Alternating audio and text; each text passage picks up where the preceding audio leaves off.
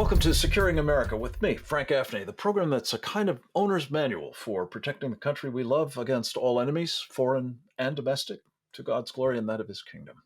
I'm thrilled to have with us a regular here at Securing America. His name is Robert Charles. He has served in a number of important capacities in the course of a distinguished career of government service, both in the executive branch, most recently as an Assistant Secretary of State for narcotics and law enforcement affairs. He has served in the Congress. He has served in the judicial branch as well. So who better to talk with about matters involving all branches of our government, in fact, the future of our country as well. Robert Charles, it's good to have you back. Welcome, sir. Thank you, Frank. It's always good to be with you. You have experience, as I say, serving in the appellate court, as I recall, and I'm anxious to get your thoughts on the confirmation that took place in the course of the day today of Judge Katanya Brown Jackson, and what you make of her record, what you think of her judgment, her judicial temperament, and the impact she's likely to have on not just the Supreme Court, but on our country more generally. Yeah. So, Frank, it's a great question at a great time.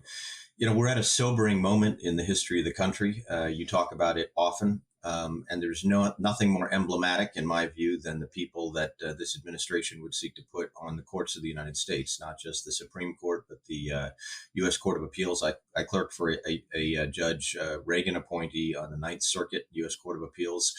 The Ninth Circuit was already headed left at that time, and the district court level. So it's sobering for several reasons. First, I think what we can anticipate, it's a hard left turn.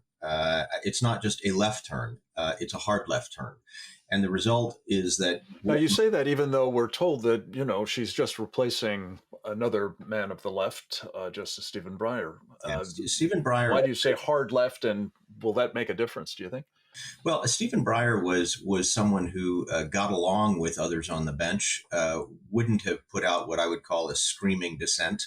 Sotomayor has put out some screaming dissents, but I think the difficulty I have with this candidate, if you were to reduce it to a few basic comments that she made during an extended period of hearings that really resurfaced again and again reasons why she really doesn't belong on the high court, but nevertheless, obviously, will get confirmed. So the reason, that I find it so troubling is when she was asked to define a woman, she couldn't do that. And so there's something immediate in that, but there's something also deeper in that failure.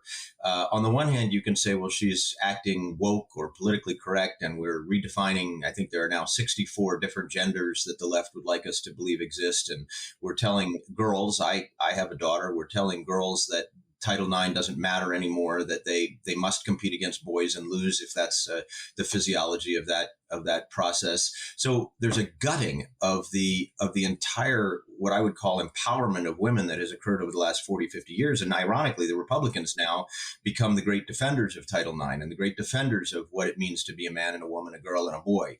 That you could not define that, or were not willing to, in an environment where you are female and you're sitting in front of the United States Congress, the Senate.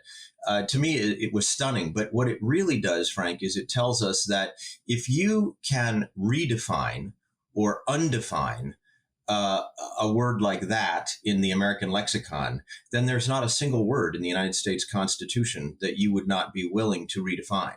And that is the great terror, or the great concern that I have about putting someone on the bench that is essentially a political actor rather than a judicial actor. And I'll just end with this.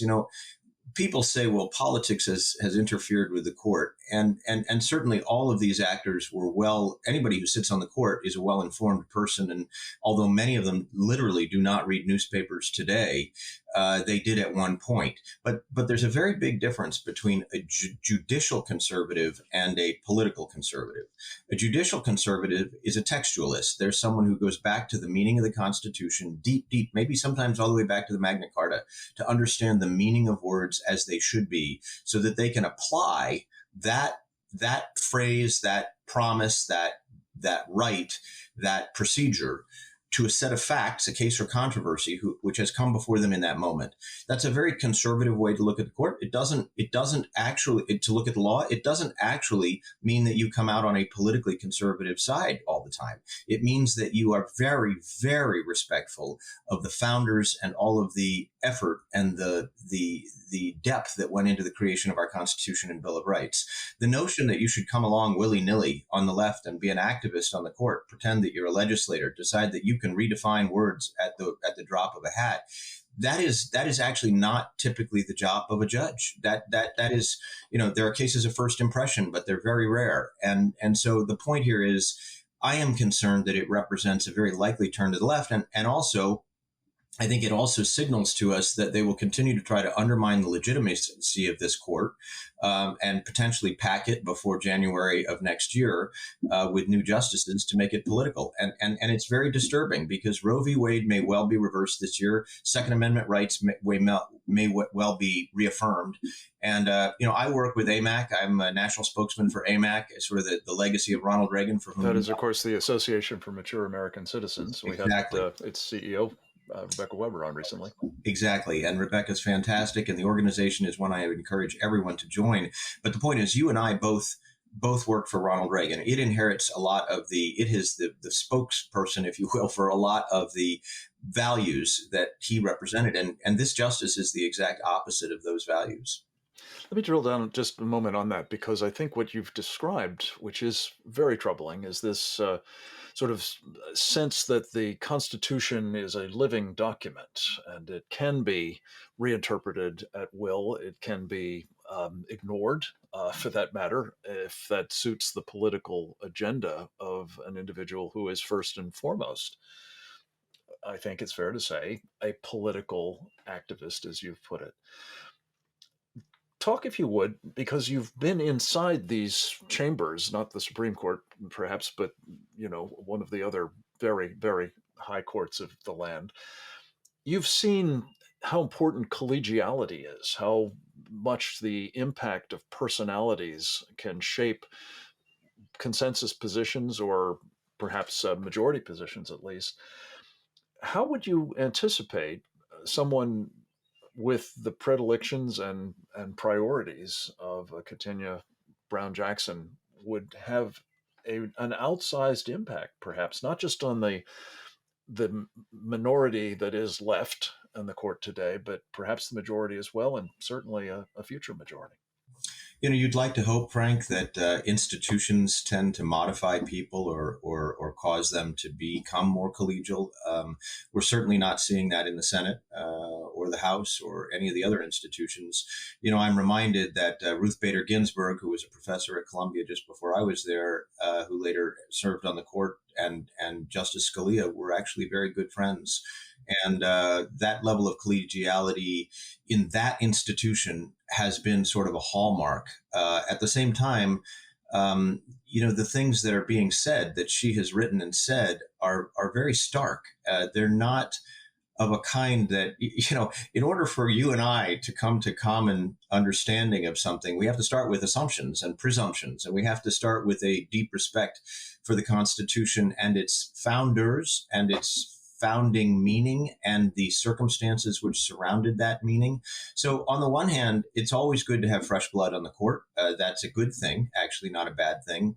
But in the grand scheme of things, this justice looks to me like someone who is more devoted to a political ideology than to the notion of learning from, I'm prejudging a little here, but learning from her peers and understanding the magnitude of what it means to revere the Constitution. Robert, hold that thought. We're going to come back momentarily with more with former Assistant Secretary of State Robert Charles. We're going to talk about the executive branch next, specifically the challenge posed by, well, the deep compromise of its senior leadership by our enemy, the Chinese Communist Party. That and more right after this.